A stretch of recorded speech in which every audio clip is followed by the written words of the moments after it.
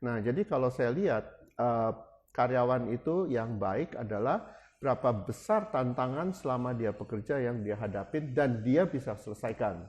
Nah, kalau orang-orang yang suka ngeluh, suka kasih alasan dan sebagainya, saya yakin banget skillnya rendah.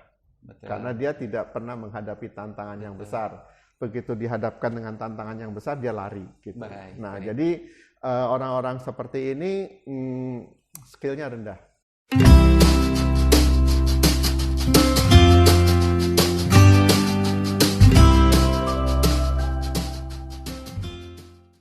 Halo Growth People, apa kabar?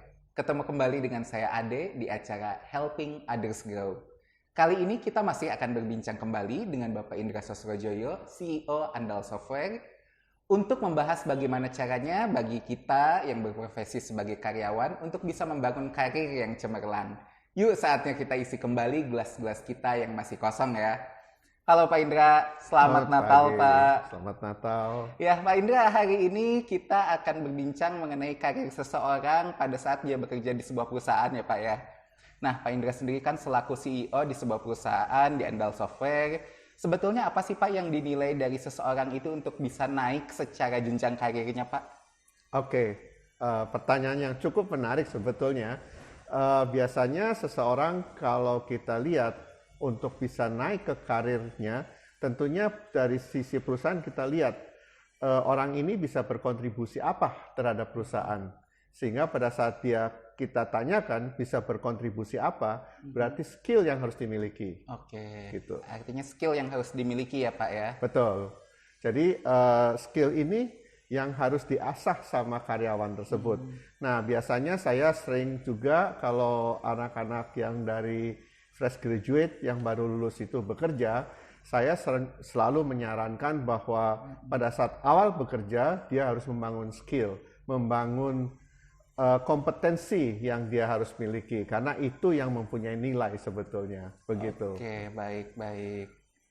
Nah, kemudian saya juga sering mendengar nih Pak dari beberapa teman, kalau katanya kalau kita bekerja harus sering-sering pindah nih Pak. Misalkan setiap 2 tahun pindah ke perusahaan lain, sehingga nanti pada saat pindah diharapkan gajinya akan menjadi naik nih Pak. Dan tentu jadinya nantinya setelah beberapa tahun gajinya akan semakin besar. Menurut Bapak itu seperti apa Pak? Apakah hal itu memang benar seperti itu atau gimana Pak? Kalau saya lihat milenial sekarang ini, begitu cara bekerjanya untuk bisa naik gaji gitu ya. Nah memang benar sih kalau dia pindah pekerjaan pasti gajinya naik. Kalau enggak ngapain dia pindah pekerjaan gitu. Betul. Kan. Nah tapi dari pengalaman saya beberapa yang saya lihat adalah pada saat dia pindah ke perusahaan lain, terus pindah lagi ke perusahaan lain, pada suatu saat dia tidak bisa menggali lagi skill yang dia miliki. Karena dia fokusnya hanya berapa yang saya dapatkan. Nah akhirnya bisa juga pada suatu saat dia mentok. Artinya perusahaan merasa bahwa gaji yang dibayarkan oleh karyawan itu tidak sesuai dengan apa yang dia dapatkan. Tidak sesuai dengan apa yang perusahaan dapatkan dari kemampuan orang itu. Nah, akhirnya dia bisa juga stagnan. Nah, tapi juga ada teman saya yang karirnya cukup panjang di perusahaan. Biasanya dia kalau pindah 5 tahun sampai 10 tahun baru dia pindah. Ya, selama hidupnya mungkin dia bekerja cuma di 2 atau 3 perusahaan. Nah, menurut saya dari pengamatan saya, orang yang seperti ini karirnya juga cukup bagus gitu dan penghasilannya juga cukup bagus juga gitu. Baik. Ya. Nah jadi kita lihat sih di awalnya yang bagus apa di masa tuanya yang bagus gitu. Oke, baik. Nah Pak Indra, ada juga kan orang yang kalau kita berbincang mengenai, dulu Bapak ada sampaikan mengenai membangun aset ya Pak ya. Sebetulnya Pak kalau saya sebagai karyawan Pak, apa sih Pak yang bisa dibangun asetnya tersebut oleh seorang karyawan Pak? Oke, kita lihat dulu ya sebetulnya tentang aset gitu ya. Aset itu apa sih sebetulnya?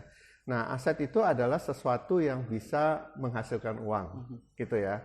Nah, kalau kita misalkan bekerja gitu ya, asetnya kita apa sebagai karyawan gitu. Bisa juga asetnya tenaga. Jadi kalau kita lihat misalkan di pasar ada orang yang membantu mengangkat barang, itu dia jual tenaga. Jadi asetnya adalah tenaga. Tapi aset tenaga ini nilainya kecil karena ya cuma tenaga gitu, bisa digantikan dengan mesin gitu dan sebagainya gitu ya. Nah, aset yang lebih mahal lagi adalah skill atau kemampuan.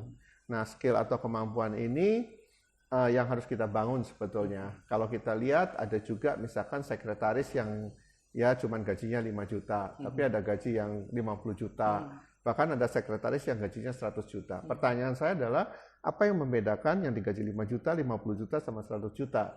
Tentunya kemampuan dia. Gitu. Walaupun secara waktu mereka mendedikasikan waktunya itu sama ya Pak ya?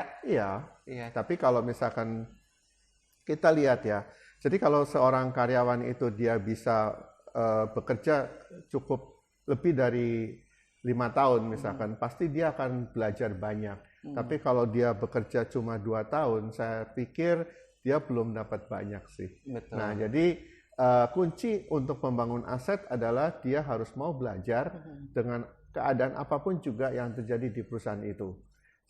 Oke, baik. Nah, Pak Indra tadi kan Bapak highlight mengenai kalau misalkan dia baru 2 tahun, itu sebetulnya secara keilmuannya apa yang dia dapat secara pengalaman masih belum terlalu matang mungkin ya Pak ya. Betul. Tapi bagaimana kalau dia berpindah ke perusahaan lain dengan posisi yang sama, dia mematangkan di perusahaan yang seterusnya, itu gimana Pak? Apakah skill-nya dia akan terbentuk menjadi lebih baik atau gimana nih Pak? Bisa juga. Jadi misalkan di tempat pertama dia merasa bahwa dia nggak bisa belajar apa-apa. Menurut saya secepatnya aja dia pindah ke tempat lain. Betul. Jadi goalnya sebetulnya pada saat dia bekerja di awal, fresh graduate, adalah bagaimana dia bisa mendapatkan banyak ilmu, banyak pelajaran yang dia bisa dapatkan. Nah ini yang menarik. Supaya dia bisa mendapatkan banyak pelajaran adalah dia mau mengerjakan banyak hal. Kalau dia mengerjakan banyak hal, banyak tantangan yang dia hadapin, nah tantangan itu sebetulnya yang membuat seseorang itu mempunyai skill yang lebih tinggi. Betul. Gitu. Nah jadi kalau saya lihat karyawan itu yang baik adalah berapa besar tantangan selama dia bekerja yang dia hadapin dan dia bisa selesaikan. Nah kalau orang-orang yang suka ngeluh, suka kasih alasan dan sebagainya, saya yakin banget skillnya rendah. Betul. Karena dia tidak pernah menghadapi tantangan yang besar. Begitu dihadapkan dengan tantangan yang besar, dia lari. Gitu. Jadi orang-orang seperti ini skillnya rendah. Baik, jadi sebetulnya kembali lagi Bapak dulu pernah sampaikan bahwa sebetulnya tergantung si benih ini dengan ladangnya ya Pak ya. Betul. Artinya kalau mungkin bisa jadi di tempat A dia nggak cocok, tapi bisa jadi di tempat B dia cocok karena ladangnya sesuai dengan benih yang dia bisa tumbuh ya Pak ya. Betul sekali. Jadi seperti kita menanam pohon. Betul. Ya. Jadi kalau pohon itu kalau ditanam di tempat yang cocok, pasti dia akan bertumbuh dengan baik. Baik. Oke Pak Indra, nampaknya harus saya cukupkan dulu Pak obrolan kita kali ini nih Pak. Poin yang saya dapat dari penjelasan Bapak bahwa karyawan pun bisa membangun asetnya yaitu dengan skill yang dimilikinya ya Pak ya. Baik, sekali lagi terima kasih banyak Pak Indra untuk sharing ilmunya seperti biasa nih Pak. Ada pesan yang bisa Bapak sampaikan untuk growth people di rumah Pak? Silahkan. Oke, mungkin saya akan memberikan pesan sama seperti yang sering saya katakan kepada para fresh graduate. Jadi pada para fresh graduate yang baru kerja, kejarlah skill untuk membangun aset yang dimiliki. Sehingga nanti pada suatu saat pasti pendapatan akan cukup bagus. Dibandingkan kalau di awal kita mengejar duitnya, skillnya nggak akan dapat. Jadi kita mengejar satu hal saja. Baik, oke. Terima kasih banyak Pak Indra. Sama-sama. Oke, growth people di rumah, saatnya kami pamit. Terima kasih banyak sudah menyaksikan acara Helping Others Grow kali ini. Dan mudah-mudahan bincang-bincang kita kali ini bermanfaat untuk Anda semuanya. Jangan lupa saksikan terus acara Helping Others Grow setiap hari Senin di YouTube channel Andal Software. Jangan lupa juga untuk subscribe, like, komen, dan juga share materi ini. Juga aktifkan lonceng notifikasinya ya. Apabila ada permintaan pembahasan materi, silahkan hubungi kami melalui telepon dan email berikut ini. Sampai jumpa minggu depan dan jaga kesehatan selalu. Bye. Selamat Natal, Pak. Selamat Natal dan Tahun Baru.